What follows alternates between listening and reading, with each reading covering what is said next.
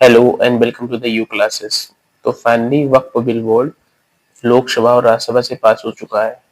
हम एक एक करके देखते हैं कि वक्फ बिल बोर्ड है क्या और क्यों उसमें विवाद उत्पन्न हो रहा है। तो वक्फ एक अरबी शब्द है जिसके मायने होते हैं ठहरना। जब कोई संपत्ति अल्लाह के नाम से वक्फ कर दी जाती है तो वो हमेशा हमेशा के लिए अल्लाह के नाम पर हो जाती है, फिर उसमें कोई बदलाव नहीं हो सकता। वह कोई भी चल या अचल संपत्ति होती है जिसे कोई भी व्यक्ति जो इस्लाम को मानता है अल्लाह के नाम पर या धार्मिक मकसद या परोपकार के मकसद से दान कर सकता है। ये संपत्ति भलाई के मकसद से समाज के लिए हो जाती है और अल्लाह के सिवा उसका कोई मालिक नहीं होता और ना हो ही सकता है। जनवरी 1998 सुप्रीम कोर्ट ने ये कहा था कि एक बार जो संपत्ति वक्फ की हो जाती है वो हमेशा के लिए उसी की रहती है। वक्फ संपत्ति की खरीद फरोख्त नहीं की जा सकती, ना इसे किसी को ट्रांसफर किया जा सकता है। और अगर हम इसको देखेंगे तो भारत में सेना और रेलवे के पास सबसे ज्यादा किसी के पास अगर जमीन है तो वो वक्फ बोर्ड के पास है।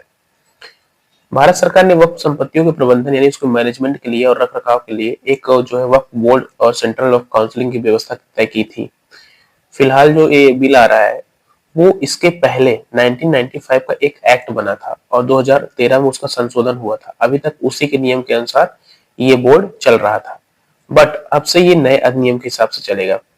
नए बिल के अनुसार वही व्यक्ति दान कर सकता है जिसने लगातार 5 साल तक मुसलमान धर्म का पालन किया हो, यानी मुस्लिम हो और दान की जा रही संपत्ति का मालिकाना हक रखता हो। वक्फ एक्ट में दो तरह की वक्फ संपत्ति का जिक्र है। पहला वक्फ अल्लाह के नाम पर होता है, यानी जिसे अल्लाह को समर्पित कर दिया गया हो। दूसरा वक्फ वक्फ अलल औलाद है, यानी कि ऐसी वक्फ संपत्ति जिसकी देखरेख वारिस उसके करेंगे। एक दूसरे प्रकार के वक्फ में नए बिल में प्रावधान किया गया है कि उसमें महिलाओं की विरासत का अधिकार खत्म नहीं होना चाहिए। बिल में वक्फ बोर्ड के सर्वे का भी अधिकार खत्म कर दिया गया है, यानी बिल के प्रावधान के अनुसार अब वक्फ बोर्ड सर्वे करके यह नहीं बता सकेगा कि कोई संपत्ति वक्फ की है कि नहीं है। यदि ऐसी संपत्ति सरकार के खाते में आ गई तो जिला कलेक्टर उसे विधवा महिलाओं या बिना माँ बाप के बच्चों के कल्याण में इस्तेमाल कर सकेगा। ऐसी संपत्ति पर अगर पहले से ही सरकार काबिज हो और उस पर वक्फ बोर्ड ने भी वक्फ संपत्ति होने का दावा कर रखा हो तो नए बिल के अनुसार वक्फ का दावा तब डीएम के विवेक पर निर्भर करेगा। यानी अगर डीएम कहता है कि वक्फ है तो ठीक है, नहीं तो फिर वो सरकार की ही है। कलेक्टर की रिपोर्ट के बाद अगर उस संपत्ति को सरकारी संपत्ति मान लिया गया तो राजस्व रिकॉर्ड में वह हमेशा के लिए सरकारी संपत्ति के रूप में दर्ज हो जाएगी। इसमें थोड़े और विवाद है। For example central Waqf council के सभी सदस्य जो थे वो मुसलमान होने चाहिए, लेकिन प्रस्तावित विधेयक जो भी हुआ है उसमें दो गैर मुस्लिम सदस्यों का भी प्रावधान है। अब उसमें मुस्लिम के साथ साथ दो ऐसे भी लोग रह सकते हैं जो मुस्लिम ना हो।